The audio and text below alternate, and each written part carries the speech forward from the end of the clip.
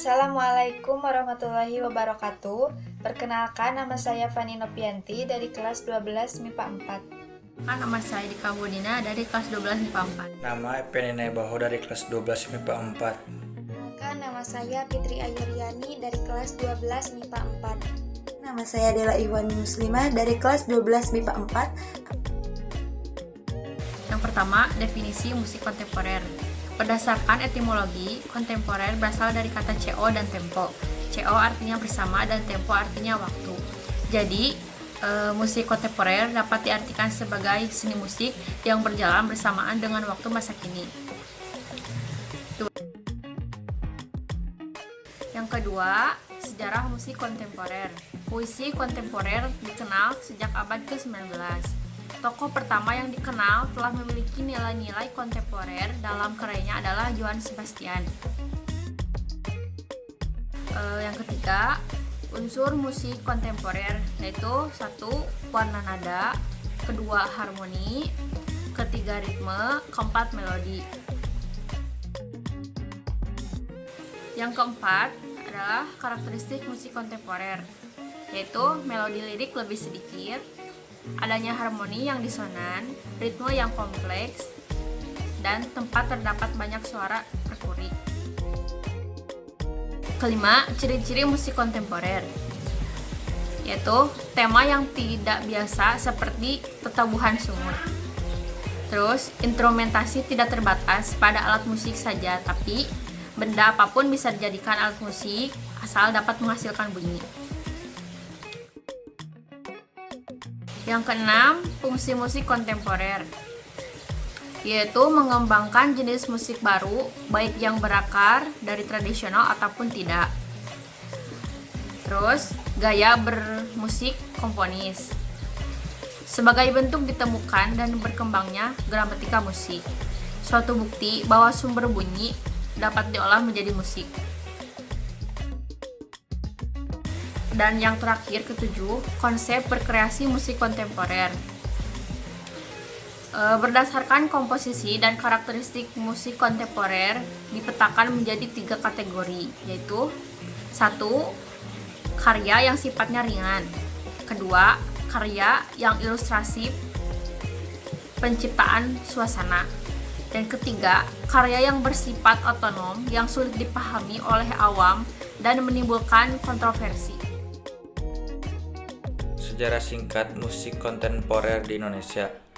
Musik kontemporer semakin meluas di Indonesia sejak diadakannya Pekan Komponis Muda di Taman Ismail Marzuki, Jakarta pada tahun 1979. Perkembangan musik kontemporer di Indonesia. Para komponis yang pernah terlibat dalam acara Pekan Komponis Muda tersebut menjadi sosok individu yang sangat memberi pengaruh kuat untuk para komponis musik kontemporer selanjutnya, seperti Abisu Suwardi, Heri Rosli, Ben Pasaribu, Inyoman Winda, Otto Sidarta merupakan komponis musik. Karya-karya musik kontemporer tak lagi menjelaskan ciri-ciri latar belakang tradisi budaya-budayanya. Walaupun sumber-sumber tradisi itu masih terasa lekat, namun sikap dan pemikiran individual lah yang paling penting sekaligus landasan dalam proses kreativitas musik kontemporer. Perkembangan musik kontemporer di daerah-daerah. Mengintip perkembangan musik kontemporer di daerah Sunda tampaknya agak lambat. Selain karena apresiasi masyarakat yang belum memadai, para komponisnya yang relatif sangat sedikit. Dukungan pemerintah setempat atau sponsor-sponsor untuk menggelar konser-konser musik kontemporer juga sangat kurang. Sebenarnya banyak komponis kontemporer di daerah Sunda yang cukup potensial. Salah satu komponis pertama yaitu Nano S, yang meski aktivitasnya lebih cenderung sebagai pencipta lagu, namun beberapa karyanya seperti Sangkuriang dan Warna memberi napas baru dalam perkembangan musik. Komponis lain seperti Suhendi Afrianto dan Ismet Ruhimat sangat nyata upayanya dalam pengembangan instrumentasi pada gamelan Sunda.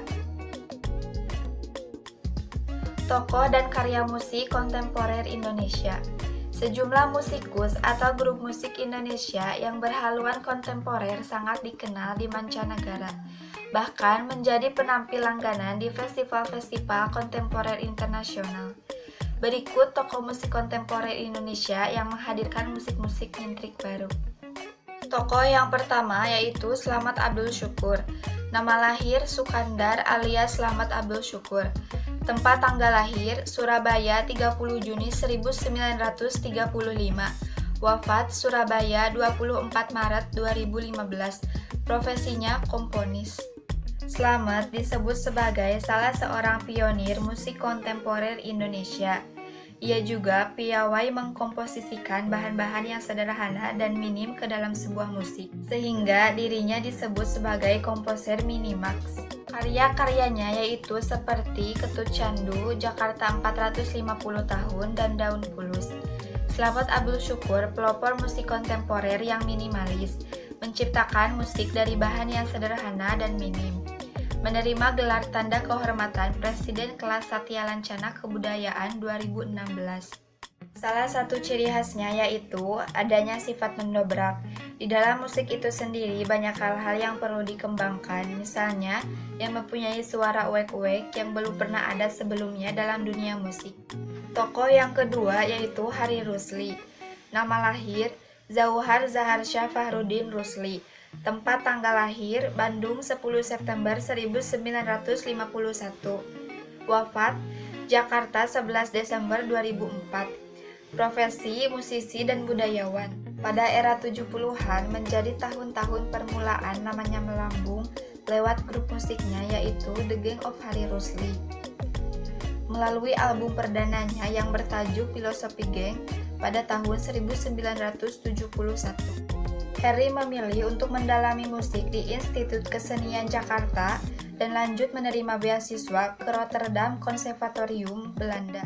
Beberapa karya musiknya yang terkenal diantaranya musik rumah sakit, perendes, musik sikat gigi, opera ikan asin, dan opera kecoa.